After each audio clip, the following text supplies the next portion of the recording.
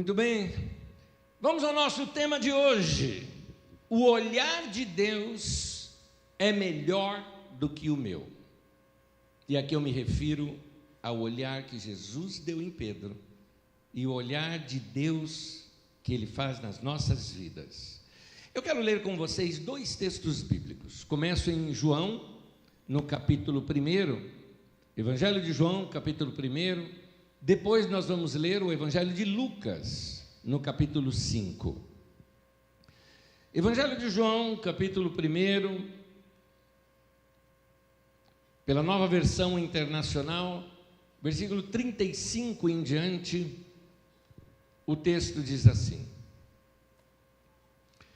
no dia seguinte, João, esse João é João Batista, estava ali novamente com 2 de seus discípulos.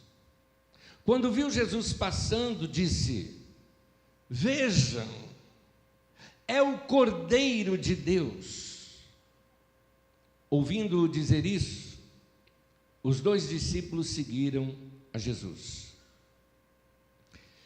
Voltando-se e vendo Jesus que os 2 o seguiam, perguntou-lhes: o que vocês querem? Eles disseram: Rabi, que significa mestre, onde estás hospedado? Ele respondeu: venham e verão. Então foram, por volta das 4 da tarde, viram onde ele estava hospedado e passaram com ele aquele dia. André, irmão de Simão Pedro, era um dos 2 que tinham ouvido o que João dissera e que haviam seguido a Jesus. O primeiro que ele encontrou foi Simão, seu irmão, e lhe disse: achamos o Messias, isto é, o Cristo. E o levou a Jesus. Jesus olhou para ele e disse: você é Simão, filho de João, será chamado Cefas, que traduzido é Pedro. Continuemos a leitura agora no Evangelho de Lucas, capítulo 5. Versículo 1 ao versículo 11, entre o acontecimento que nós lemos e este outro acontecimento, há um espaço de tempo aqui. E então aqui o texto entra dizendo: certo dia, Jesus estava perto do lago de Genezaré, é o mar da Galileia, e uma multidão o comprimia de todos os lados para ouvir a palavra de Deus. Viu à beira do lago 2 barcos deixados ali pelos pescadores, que estavam lavando as suas redes, ou no texto original, na verdade, está assim: estavam consertando as suas redes. Entrou num dos barcos, o que pertencia a Simão, e pediu-lhe que o afastasse um pouco da praia. Então sentou-se e do barco ensinava o povo.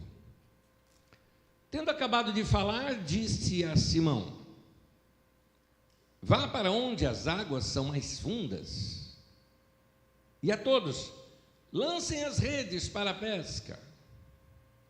Simão respondeu: mestre, esforçamo-nos a noite inteira e não pegamos nada. Mas por que és tu quem está dizendo isso? Vou lançar as redes. Quando o fizeram, pegaram tal quantidade de peixes que as redes começaram a rasgar-se. Então fizeram sinais aos seus companheiros no outro barco para que viessem ajudá-los, e eles vieram.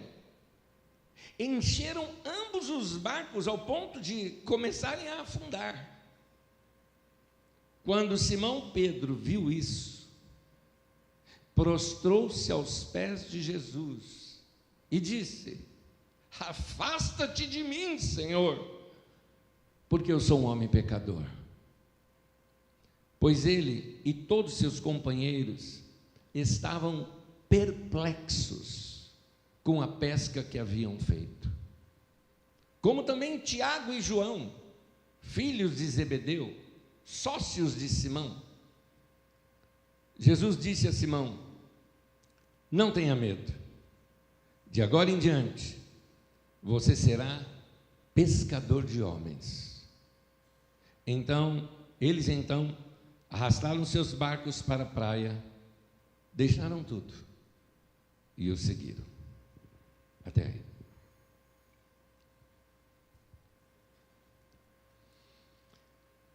Pedro nasceu em Betsaida, a casa da pesca, assim é, Betsaida. Ele se casou, mudou-se para Cafarnaum, uma cidade maior, à beira-mar. Pescador como era, deve ter aprendido esse ofício com seu pai. Num dos textos narra que a mãe de sua esposa morava com ele. O que talvez possa ser que Pedro tenha se mudado para a casa da mãe da esposa, uma viúva. E então Pedro leva consigo também André, um irmão mais novo, que também trabalhava com ele na área da pesca. Agora, havia uma particularidade em André. Naqueles dias, um movimento muito forte estava acontecendo nas terras de Israel, descendo o Jordão. Veja bem, o Mar da Galileia lá em cima, desce o Jordão, lá embaixo, no mapa, né, de norte a sul, no caso, né, lá embaixo você tem o Mar Morto. Um pouco antes, alguns quilômetros antes do Mar Morto, era o lugar onde João Batista batizava. Ali, às suas costas, tinha o deserto da Judeia. Quando a gente fala deserto, não imagine um Saara, tá? Não é aquele arenoso, mas sim pedregoso, cor marrom, né? Era mais ou menos assim o deserto ali. João Batista batizava naquele lugar e muita gente afluía para ouvir as palavras desse homem que estava impactando Israel, de tal maneira que o povo pensava que ele era o Messias que haveria de vir. E João Batista ensinava: eu não sou o Messias. De acordo com o profeta Isaías, ele tomava para si uma profecia do profeta Isaías, dizendo para ele preparar o caminho do Senhor. E ele entendeu: sou eu essa pessoa, eu sou uma voz que clama do deserto. Mas ele dizia: aquele que vem após mim, eu não sou digno de sequer amarrar as sandálias dele. Em outras palavras, ele é maior do que eu. João Batista estava pregando que o Messias estava prestes a surgir, a aparecer. Um homem uma vez vem diante dos batismos que João Batista realizava, e João Batista percebe: esse é diferente. João Batista vai batizá-lo e vê como uma pomba, na verdade uma pomba, desceu e pousou sobre aquele homem. Claramente qualquer judeu entenderia que aquilo era um símbolo sobre o Espírito Santo. João Batista mesmo disse para ele, falou: é você quem tem que me batizar. Mas aquele que estava diante de João Batista falou: que se cumpra toda a lei. E eles falaram: eu vim para dar exemplo de tudo. Esse era Jesus. Jesus ficou andando com João Batista um bom tempo. E qualquer dia eu ensino aqui só sobre João Batista. E os discípulos de João Batista estavam vendo esse Jesus. Quando André, irmão de Pedro, também estava seguindo a João Batista. E talvez naquele movimento todo, querendo estar lá no João Batista, descer, Pedro deve ter acompanhado. André era mais novo. Nós sabemos que tinha um outro discípulo junto, que nós supomos ser João. João, do Evangelho de João. Este mais novo ainda do que o André. Pedro, como um homem mais maduro, mais velho, os acompanhou até a Judeia, para esse momento do batismo, ou das pregações de João Batista. Enquanto André estava ali se deliciando com as pregações do João Batista, é muito provável que Pedro não estivesse lá. Você nota depois que André sai, procura Pedro, encontra Pedro, então não estavam juntos. Pedro pode ter andado ali pela região da Judeia, talvez até porque a Judeia era mais desenvolvida do que a Galileia, onde ele tinha a sua empresa de pesca. Então, deveria estar ali, talvez comprando material, comprando produtos, comprando recursos para a sua empresa de pesca. Talvez fosse isso. Aqui são sugestões minhas. E então, enquanto Pedro está rodando ali pela cidade, pelas beiragens ali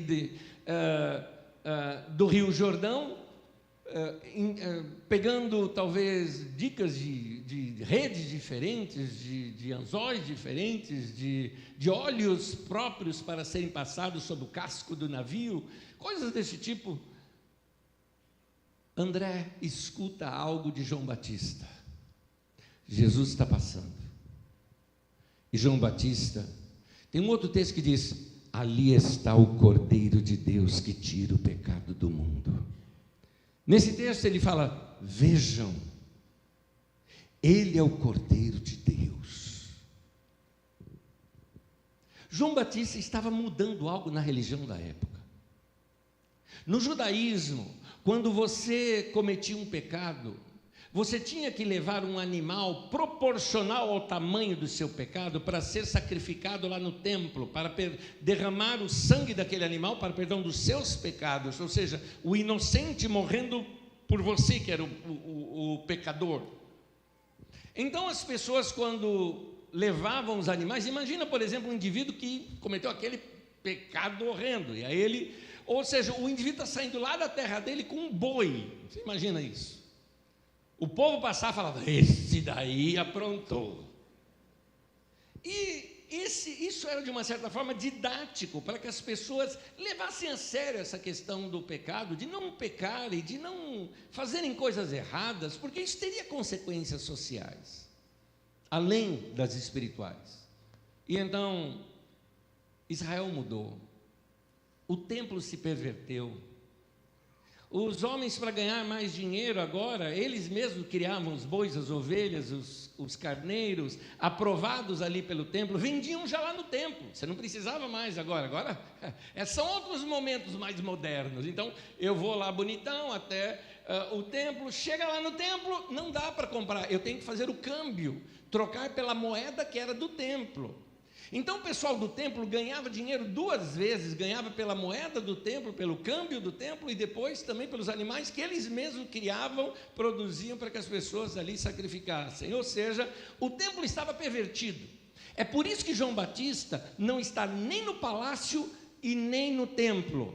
Ou seja, João Batista está fora da política e da religião, porque tudo estava pervertido. Por isso ele fica do deserto, ele é uma voz que clama do deserto. Isso começou a chocar Israel. Quando João Batista, vendo ali Jesus, e diz: ele é o Cordeiro, João Batista estava mudando a maneira de mostrar. Por exemplo, as pessoas, quando elas agora se arrependiam dos pecados, em vez de João Batista falar: então pegue um cordeiro, vai lá sacrificar no templo, não, se batize. Ou como anos depois Ananias fala para Paulo: levanta-te, batiza-te e lava os teus pecados. O batismo agora era essa confissão pública de que você se arrependeu dos seus pecados. Por isso fica uma coisa bem clara aqui para você: se você ainda não se batizou, meu querido, batize. É uma confissão pública da sua aliança que você faz com o teu Deus. É bíblico isso. E um detalhe, não é uma opção, é um mandamento. Então, João Batista quando ele fala, esse é o Cordeiro de Deus, ele está dizendo o seguinte: é esse que vai morrer pelos nossos pecados, e ele vai, com o seu sangue, de uma vez por todas, resolver esse problema dos nossos pecados diante de Deus. Ele é o Cordeiro de Deus que tira o pecado do mundo. Os discípulos de João ouviram isso. E entenda, eles eram moços. Alguns colocam, por exemplo, tem 2 João que eu estou citando aqui, tá? Aliás, tem 3 João aqui no texto. João, o pai de Pedro, que também pode ser chamado de Jonas, por isso que ele é chamado também de Simão Bar Jonas, né? Ou seja, filho de Jonas. Então, João, né, pai de Pedro. João o Batista, Batista no sentido de batizador, João o batizador. E João, irmão de Tiago, filho de Zebedeu, um dos discípulos de Jesus, que escreveu o Evangelho de João. Esse João, que mais tarde se torna discípulo de Jesus, alguns chegam a colocá-lo como alguém com 16 anos de idade. André talvez tivesse lá seus 21 ou 22 anos de idade, e Pedro talvez mais de 30, ou 30. Então, você tem aqui 2 rapazes novos, que ouvem o grande João Batista. Nesse tempo, João Batista tinha em torno de 30, 31 anos de idade, e João está pregando e fala, é ele o Cordeiro de Deus. Então eles começam a seguir Jesus. Jesus está andando e os carinhas vão atrás. E eu vejo nessa cena, quando aqui no texto, diz assim que Jesus fala assim para eles, né? O que vocês querem? É isso mesmo. O que vocês querem? Eu acho interessante essa expressão de Jesus, que ela não é nenhuma repreensão, né? Eles começaram a seguir Jesus, tem aquela distância, aquela curiosidade, né? Eles sabiam, não podemos perder esse cara de vista. Esse momento foi o nosso mestre, que é o João Batista, está indicando esse outro. Jesus percebeu, parou, virou-se para eles, e a primeira pergunta que eles ouviram de Jesus não foi um sermão, também não foi nenhuma promessa, não foi uma ordem. O que vocês querem? Eles hesitaram, trocaram olhar, talvez assim, fomos descobertos, né? E como 2 jovenzinhos responderam, talvez do jeito que estava, talvez a primeira coisa que passou na cabeça, sabe? O senhor está dormindo onde? O senhor está morando onde? Né? E Jesus falou, vem comigo, vem ver. Eu acho interessante que Jesus é diferente de muito, assim, a religião hoje também está tão pervertida como no tempo de Jesus, porque alguns líderes hoje não são tocáveis, você não consegue chegar perto da pessoa.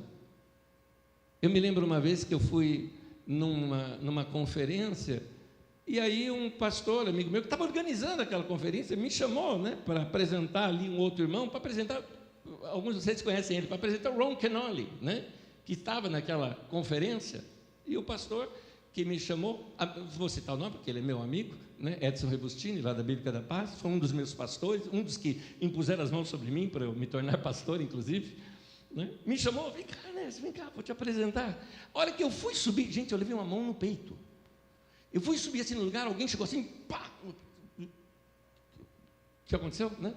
Eram 2 seguranças, eu não sabia do que se tratava, eu falei, olha, eu estou indo ali com meu amigo, tudo mais, né, tal. Aí o Edson chegou, falou para os caras, sai daí, deixa ele.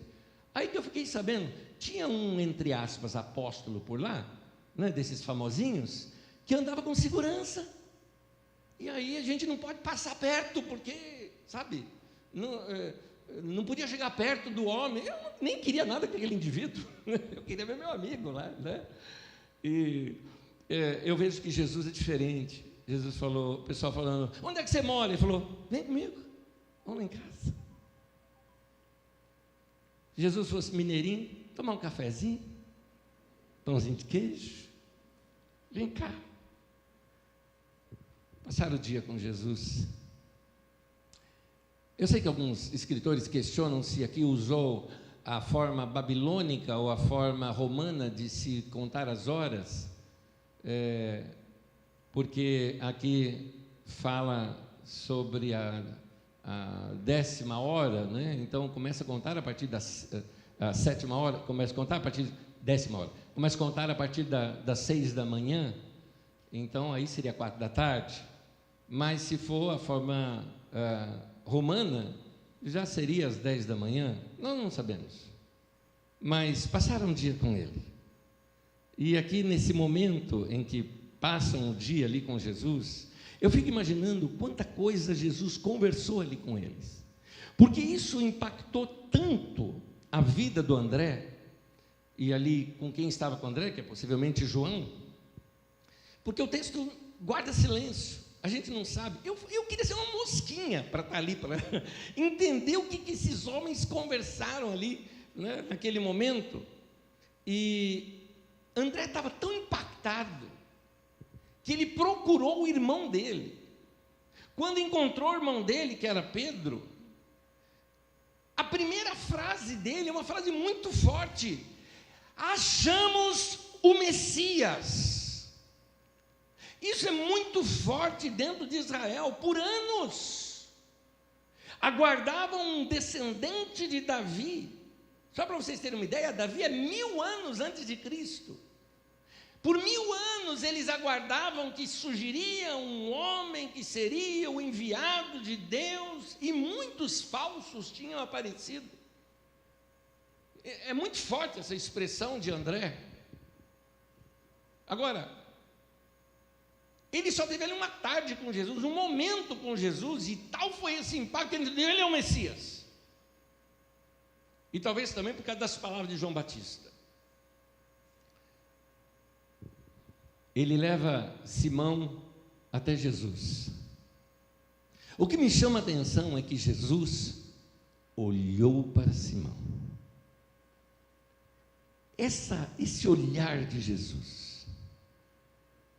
Ali foi feita a leitura do Pedro, né? Jesus viu algo ali em Pedro.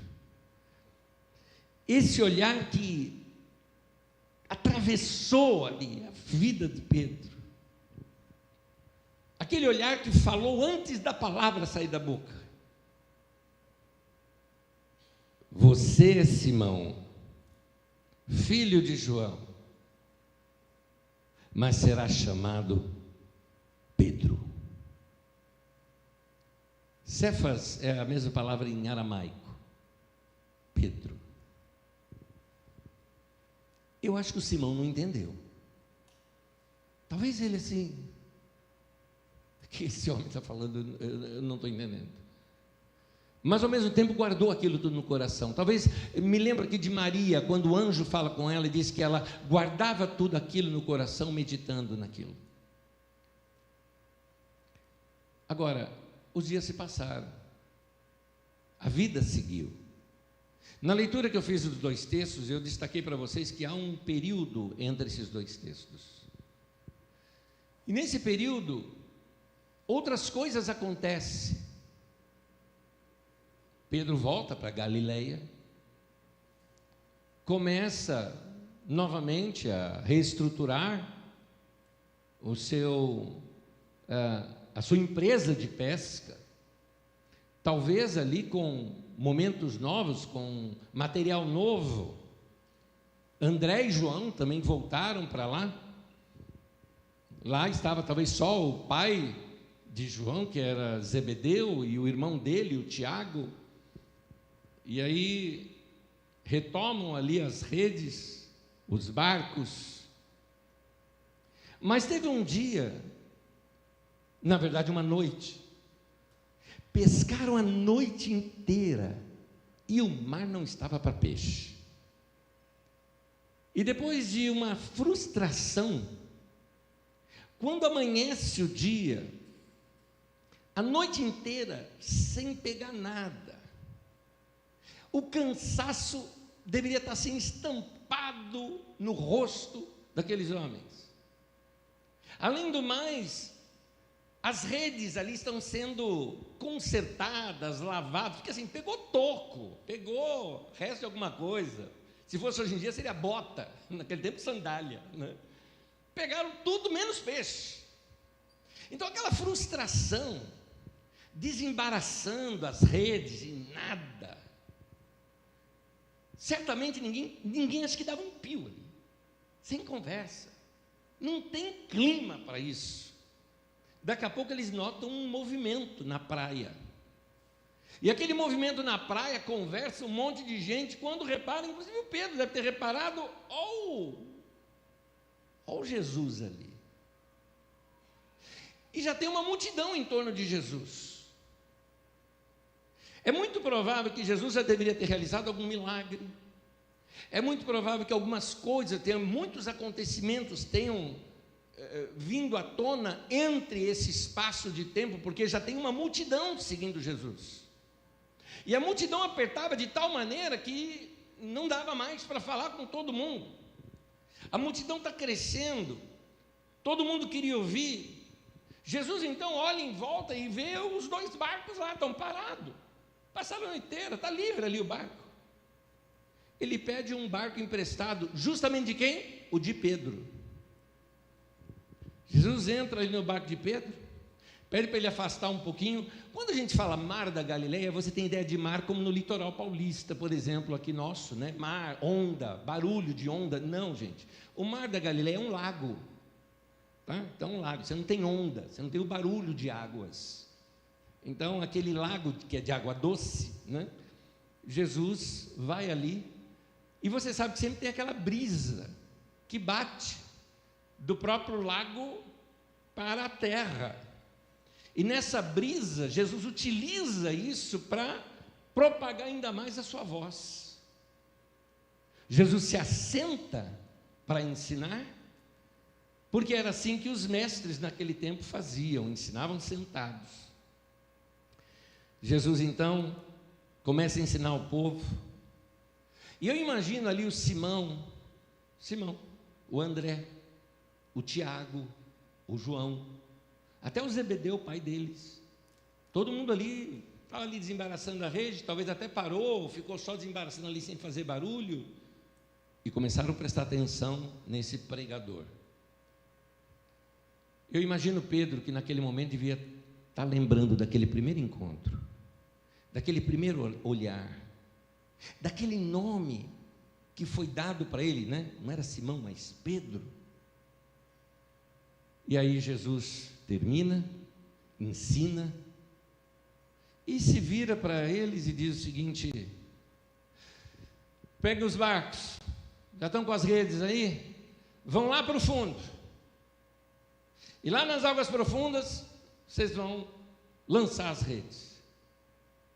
O Pedro, que era do tipo impulsivo, colérico, sanguíneo, aquele que fala primeiro, depois pensa, mas ele ali foi claro, é um pescador falando com um carpinteiro rabino. E antes falava, de peixe a gente entende, desse mar aqui, há anos eu pesco nesse lugar, mas ele não argumentou, ele só está dizendo assim: mestre, pescamos a noite inteira, e nada. Eu sei que nada é uma palavra assim, que no meio da água a gente tem vários sentidos, mas não aconteceu nada. Mas, porque é o Senhor que está dizendo, eu vou lançar as redes. E aí acontece. Quando eles lançam as redes, começam a puxar, está pesado. Espera aí, enroscou. Não, está pesado. Espera aí, me ajuda aqui. Começa a puxar. E a hora que começa a puxar, começa a ver aqueles peixes pulando ali. E então, estava pesado demais.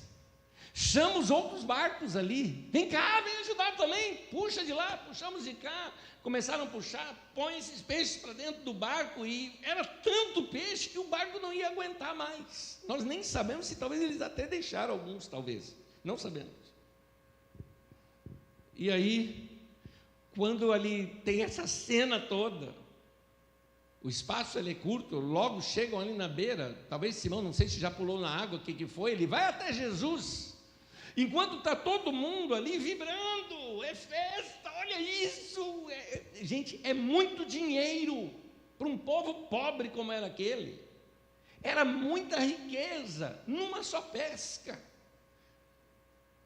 E Pedro não está nada, não está pulando, não está fazendo festa, não está rindo, não está levantando os braços para o céu, não, ele cai, ele se joga na terra, ele prostra, ele se ajoelha aos pés de Jesus e disse a única coisa que ele conseguiria dizer: fala, afasta de mim, Senhor, eu sou homem pecador. Ele reconheceu que ele estava diante de alguém que era santo, e mais ainda, talvez ele entendeu o que o irmão dele tinha dito: encontramos o Messias. Era uma mistura de medo, de verdade, e ao mesmo tempo de rendição, de reconhecimento. Mas Jesus não se afasta dele. Eu imagino Jesus com aquela calma dele, dizendo assim para Pedro: não tenha medo. Essa é a palavra que Jesus fala de primeira. A propósito, meu irmão, se você tem algum impacto com a pessoa de Jesus hoje, essa é a palavra que ele está falando para nós: não tenha medo. Ele olha para Pedro, imagina ali Pedro olhando aquele monte de peixe, aquela cena toda, e Jesus está falando: eu vou te fazer pescador de homens. Jesus estava trabalhando com a imaginação do Pedro.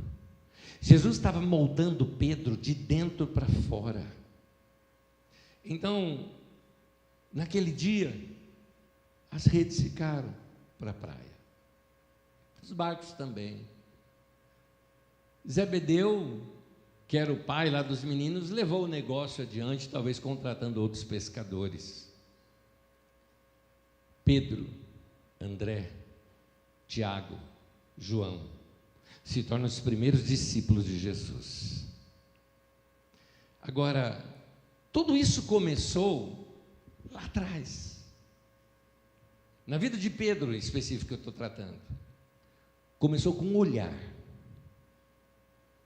Uma pergunta simples: onde o senhor mora? Um fim de tarde e um novo nome dito por uma pessoa antes da mudança acontecer na vida dele. Pedro nasceu em Betsaida, a casa da pesca, mas Jesus chama ele para algo maior do que um lugar onde ele nasceu. Ele sai da casa da pesca para se tornar pescador de homens. Esse foi Pedro.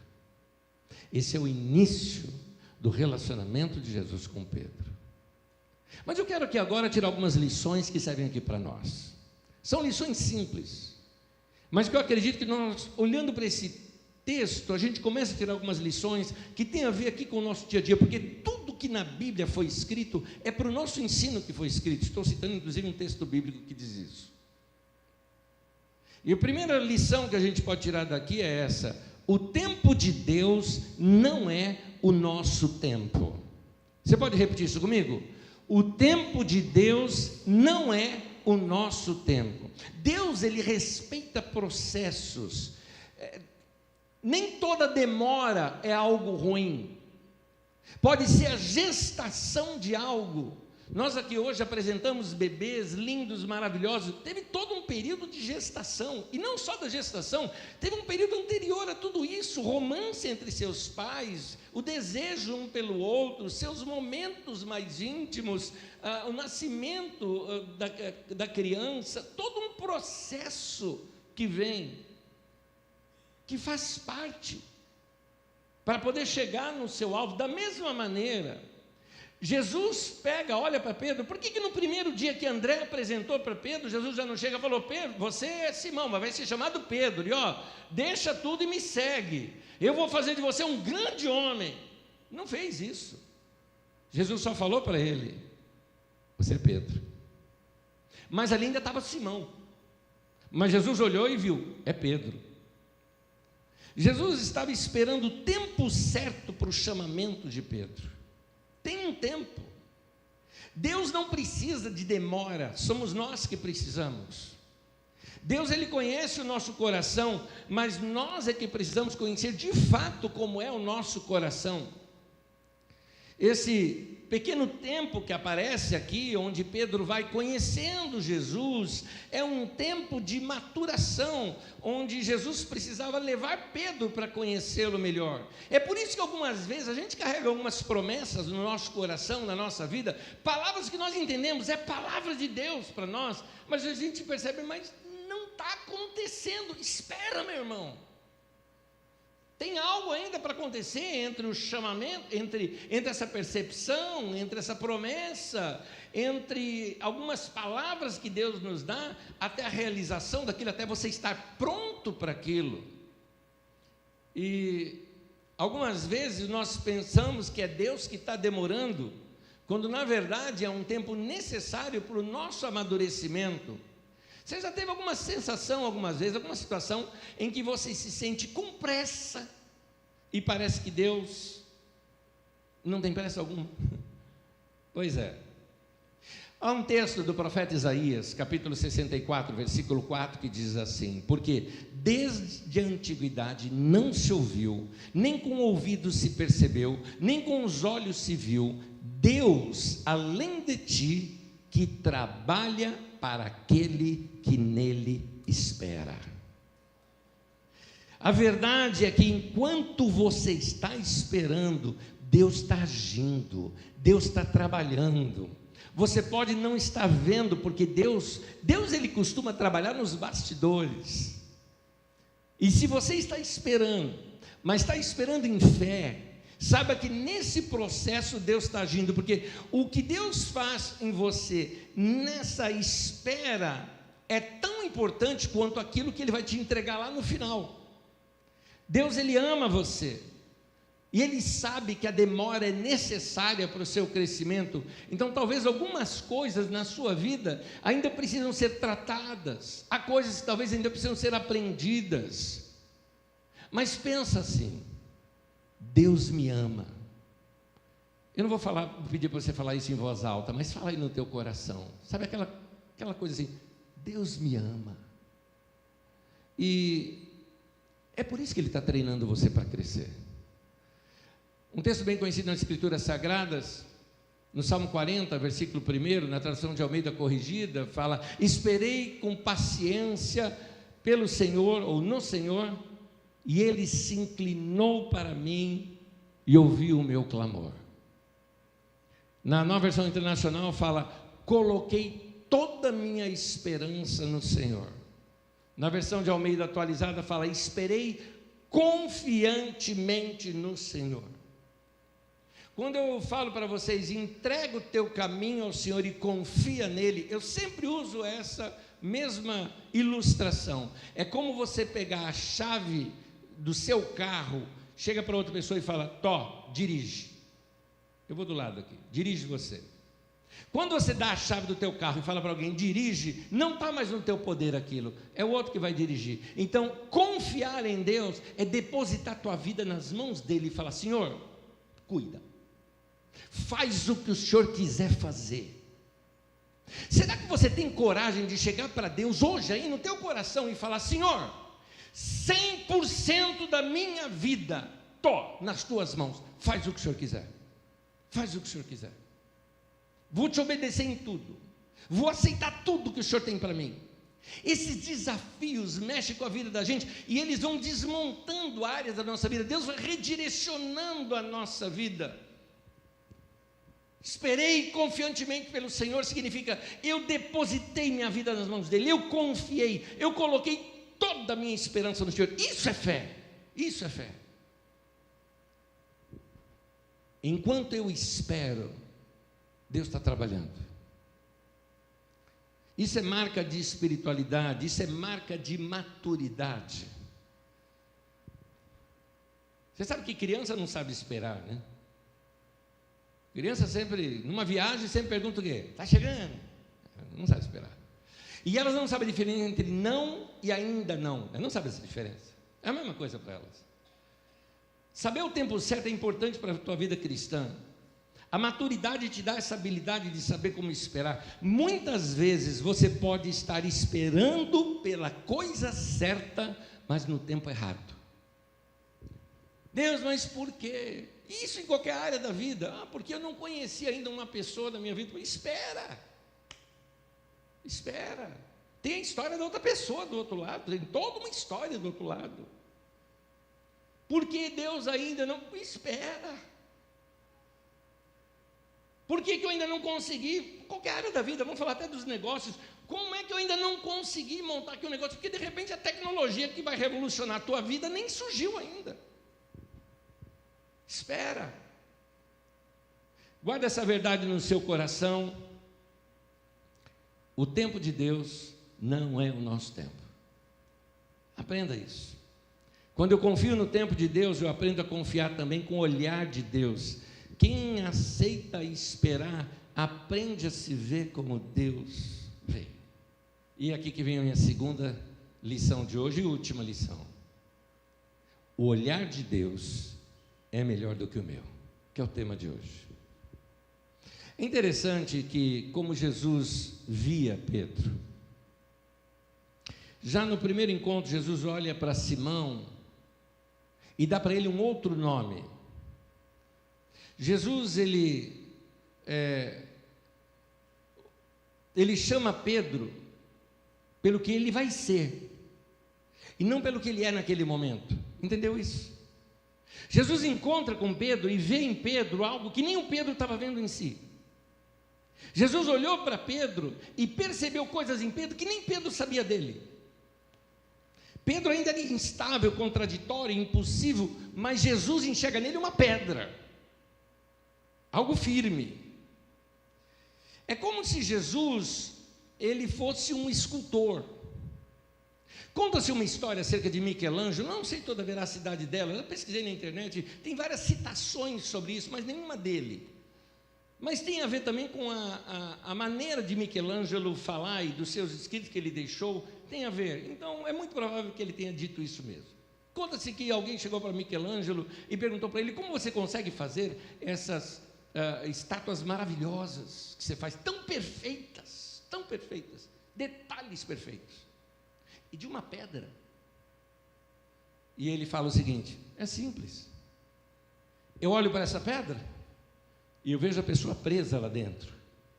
A única coisa que eu faço é pegar meus instrumentos e tirá-la dali.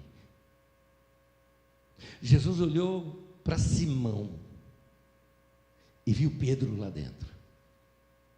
Jesus olha para você hoje e está vendo coisas que você não enxerga. Jesus está olhando para você hoje e vendo talvez alguma coisa que você não imagine. Quando eu conto para as pessoas que eu tinha vergonha de falar em público, ninguém acredita. Eu falo, você fala lá o tempo todo, você não sabe como é que era lá atrás. Eu tocava piano, era organista na igreja, e quando eu terminava de tocar o órgão, gente, eu afundava a minha cabeça, queria que ninguém me visse. A vergonha de passar perto das pessoas assim, eu sentava o mais rápido possível, vergonha. Eu pertencia a uma pequena igreja batista, que na nossa reunião de oração era assim, todo mundo ficava de joelho e um de cada vez orava. E eu começava a suar na hora que ia chegar a minha vez de orar. E quando chegava a minha vez de orar, eu orava tão baixinho, mas tão baixinho, que a pessoa do meu lado assim é que eu ouvia e falava, amém, para todo mundo saber que acabou a oração, porque senão ninguém sabia que eu tinha terminado. Agora, Jesus estava olhando para aquele menino e vendo outra coisa. Deus está olhando para você hoje, vendo talvez alguma coisa que nem você está se enxergando, a tal ponto que se ele chegar para você e falar, eu estou te vendo nisso, você vai, não entendi, e vai voltar a pescar. Foi o que Pedro fez. Como assim eu sou pedra? Eu não entendi. Mas quando Jesus fala para ele, você vai ser pescador de homens, ali a coisa começou a melhorar na mente de Pedro. Queridos, na Bíblia Sagrada conta uma história, lá em Jeremias 18, de 1 a 4, E ele conta sobre um oleiro que está lá, pega o barro, vai moldando o barro, mas o vaso, quando estava quase pronto, quebrou. Então ele despedaça aquele vaso e faz de novo. Porque eu quero te chamar a atenção que essa mesma situação aparece na vida de um oleiro. É barro, é um monte de barro. Você já viu um oleiro trabalhando? Eu já vi. Pega um monte de barro assim, joga, nossa, uma coisa assim. E aí ele pedala ali, né? E vai, aquilo vai rodando, rodando, e ele vai moldando. Ele já tem uma ideia em mente do que ele quer, a arte final. Ele sabe exatamente onde ele quer chegar. O oleiro é Deus na sua vida e você é esse barro. E nas mãos dele ele pode fazer o que quiser. Por isso que eu te falei, entrega o teu caminho ao Senhor, a tua vida ao Senhor e confia nele. Confia no que ele vai fazer. Deus tem pensamentos a teu respeito. Assim como Jesus viu em Simão, ele viu um Pedro. Deus vê algo em você que nem mesmo você está vendo. Em Isaías 55, versículo 8 e 9, diz assim: pois os meus pensamentos não são os pensamentos de vocês, nem os meus caminhos são os seus, nem os seus caminhos são os meus caminhos, declara o Senhor. Assim como os céus são mais altos do que a terra, também os meus caminhos são mais altos do que os seus caminhos, e os meus pensamentos mais altos que os seus pensamentos. Muita gente olha esse texto como um texto que é negativo, e não é. Alguém olha assim e fala: não adianta, eu estou pensando legal, mas Deus está pensando em outra coisa. Você não está entendendo. O que Deus está fazendo é um desafio para você. Pensa o mais alto que você consegue pensar. Joga a tua fé lá em cima, no máximo que você consegue. Chegou no melhor, Deus está falando: a minha ideia para você, o meu pensamento para você, ainda é maior que esse. É isso que Deus está fazendo com a gente. O mesmo acontece no profeta Jeremias, capítulo 29, versículo 11, ele diz: eu é que sei os pensamentos que eu tenho a vosso respeito, diz o Senhor, pensamentos de paz e não de mal, para vos dar o fim que desejais. Olha isso. Você deseja algo muito grande, Deus está falando: mas eu sei os pensamentos que eu tenho a teu respeito. É mais do que o que você está pensando, querido. Deus tem pensamento ao nosso respeito, bons pensamentos, pensamentos de paz. Note que Deus não está olhando somente para o seu agora. Lembre-se disso, quando você falar de Deus ou pensar sobre Deus, Ele é o eterno, Ele não está preso a tempo, história. Deus não está preso ao nosso tempo presente. Ele vê passado, presente e futuro como se fosse uma grande régua na frente dele, e Ele lida muito bem. É por isso que Ele, nos tempos ali de Jesus mesmo, hoje em dia poderia ser também, Ele fala: eu sou o Deus de Abraão, de Isaac e de Jacó. Ele não disse eu fui, eu sou. É por isso assim que quando Moisés perguntou para ele: qual é teu nome? Ele falou: eu sou o que eu sou. Eu sou. Eu sou, eu serei. Você coloca o verbo como você quiser. No hebraico não dá para você definir esse verbo, porque ele é a essência dele. Ele está fora da história. Esse Deus que está fora da história olha para mim, olha para a tua vida, vê o traço da nossa vida e Ele dirige os nossos passos, o nosso caminho. Ele está falando: filho, eu sei os pensamentos que eu tenho ali no futuro a teu respeito, são coisas grandes, meus pensamentos são mais altos do que o seu. Meu querido, você pode estar se vendo hoje como um Simão, talvez alguém instável, talvez alguém já cansado, talvez alguém tentando, falhando e pensando: eu dei o melhor de mim e a rede está vazia. Mas hoje Deus está te chamando como chamou a Pedro, firme, formado, tratado, útil no reino. E Deus está dizendo: eu sei o que eu vou fazer com a tua vida. Meu irmão, recebe isso, recebe isso. Deus te chama pelo que Ele vê que você vai ser ainda. Deixa eu convidar para ficar em pé comigo, por gentileza, fique em pé comigo. Porque eu quero te dizer que hoje Deus te trouxe aqui para dizer duas verdades aqui ao teu coração, e mais algumas que você deve ter recebido. A primeira delas é que o tempo de Deus não é o nosso tempo. Nós estamos presos no tempo e na história, e Deus está fora da história. Ele tem uma maneira diferente de lidar com o tempo. 1000 anos é como um dia como 1000 anos. Deus não está preso a isso. E o segundo é que o olhar de Deus é melhor do que o meu. Talvez você esteja aí vencendo, complexos e problemas de uma rede vazia, de uma noite inteira que insistiu, cansou. Talvez alguns de vocês tenham a ver com a sua vida profissional. Você está dando o melhor e parece que a coisa não vai. Alguns de vocês até com relação à casa, a filhos. Gente que tem orado para filhos que se desviaram do Evangelho, e aquilo é teu coração. Você está vendo tua vida ir embora. Mas vai chegar um momento em que a promessa há de se cumprir, que você ensinou a criança no caminho que deve andar, e mesmo velho, ele vai se lembrar dele. E que você e sua casa vão servir o Senhor. Então, Jesus olha para Simão e diz: você vai ser chamado de Pedro. Jesus te chama por aquilo que você vai ser. E Ele não erra quando Ele olha para você. Nessa noite eu queria te convidar. Sabe aquela oração simples? Eu convido você a pôr sua mão no seu coração nesse momento. Faz aí aquela oração simples entre você e Deus, dizendo assim para Deus: Deus, eu aceito o teu tempo. Eu confio que o Senhor está fazendo algo aí no escondido que eu não estou vendo. E eu aceito o teu olhar sobre mim. Eu sei que o Senhor vai cuidar de mim.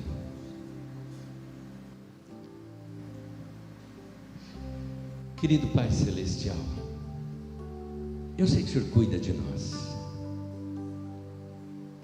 Eu sei que em momentos difíceis que meus irmãos e irmãs possam estar passando, ou talvez momentos que eles nem estão entendendo porque estão passando por um tempo como esse, o Senhor tem o seu tempo, a sua história e o seu olhar sobre nós. E nessa noite nós entregamos nossa vida ao Senhor, dizendo: nós confiamos, está nas tuas mãos, o Senhor há de fazer o melhor. Que se cumpra em nós aquilo que o texto quando diz: confia, entrega teu caminho ao Senhor e confia que Ele, tudo mais Ele fará. Senhor, nós confiamos que tudo mais o Senhor há de fazer na nossa vida. Cuida dos meus irmãos e minhas irmãs aqui. Que a história que o Senhor construiu na vida de Pedro seja apenas um exemplo para a vida de cada mulher e cada homem nesse lugar, para entender que o Senhor tem sonhos, planos, projetos, propósitos para a nossa vida que a gente nem imagina. Que possamos acordar com expectativa já nessa semana daquilo que o Senhor vai fazer. Faz, Senhor, tua obra na nossa vida. Queremos experimentar o melhor do Senhor. Cuida de nós, Senhor, em nome de Jesus. Amém, amém. Se você recebeu algo de Deus, adora o teu Senhor.